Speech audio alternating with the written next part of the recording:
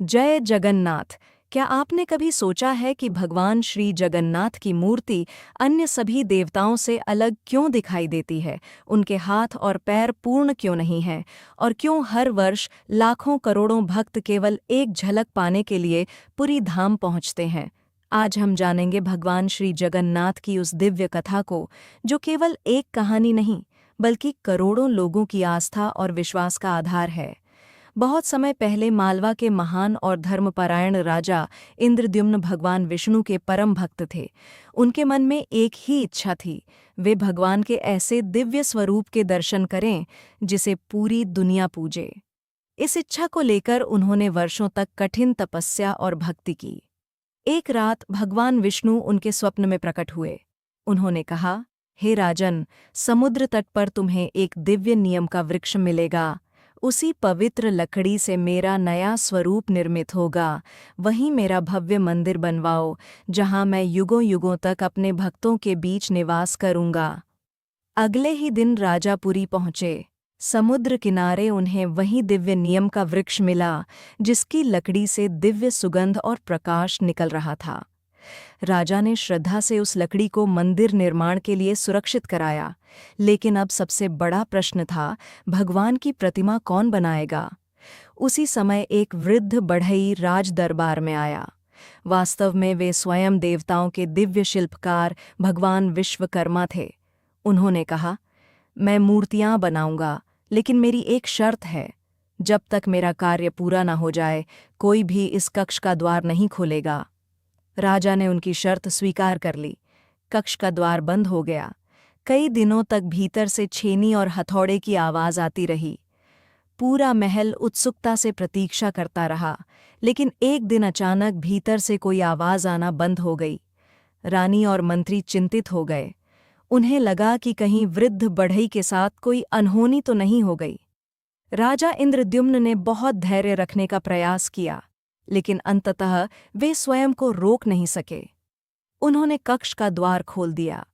जैसे ही द्वार खुला, पूरा कक्ष दिव्य प्रकाश से भर गया। भगवान विश्वकर्मा वहां से अदृश्य हो चुके थे। सामने भगवान जगन्नाथ, बड़े भाई बलभद्र और बहन सुभद्रा की अद्भुत मूर्तियां विराजमान थीं।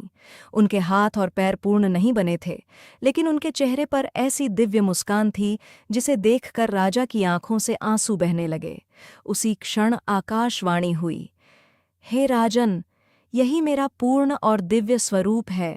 मैं किसी बाहरी रूप में नहीं, बल्कि अपने भक्तों के प्रेम और विश्वास में पूर्ण हूँ। जो मुझे सच्चे मन से पुकारेगा, मैं सदैव उसके साथ रहूँगा। इसके बाद पुरी में भव्य श्री जगन्नाथ मंदिर का निर्माण पूर्ण हुआ। वैदिक मंत्रों के बीच भगवान जगन्नाथ, बलभद्र और माता सुभद्रा की विधि विधान से स्थापना की गई। तभी से यह मंदिर संसार के सबसे पवित्र तीर्थों में गिना जाता है। हर वर्ष आषाढ़ मास में भगवान श्री जगन्नाथ अपने भक्तों से मिलने स्वयं मंदिर से बाहर आते हैं।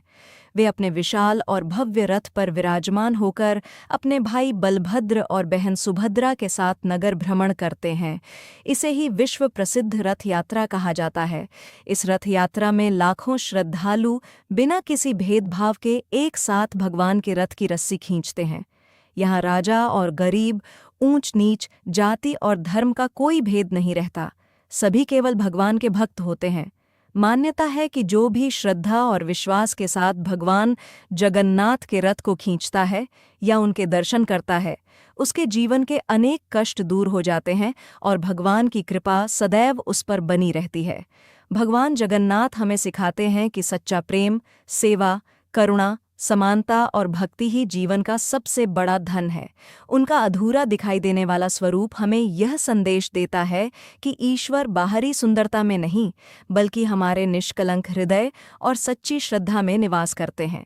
यदि आप भी भगवान श्री जगन्नाथ पर अटूट विश्वास रखते हैं, तो आज ही पूरे मन से उनका स्मरण कीजिए और प्रार्थना कीजिए, हे प्रभु जगन्नाथ, हमारे जीवन से दुख, भय और अज्ञान को दूर करें।